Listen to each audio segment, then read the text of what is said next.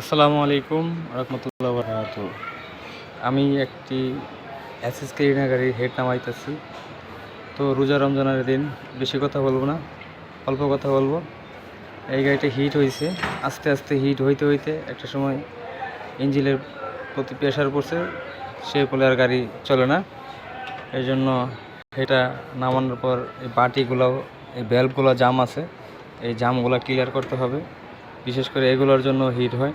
তারপর হতে ফ্যান চলে না, তারপর হতে পানি কোনো আন্দা পড়ে, এই জন্য হিট হয়। যাই হোক, ভিডিও লং করবো না, আমি এই শর্ট করবো। তো জন্মদিনের দিন ভালো হেলদা ভাইয়া, ভালো থাকবেন। এই হচ্ছে আমার একটি সুসা হেড না নাকি? হেড না নাকি? হ্যাঁ, কি কাজ? ভাই হ্যাঁ ভাই, মাফিল্লা খুশ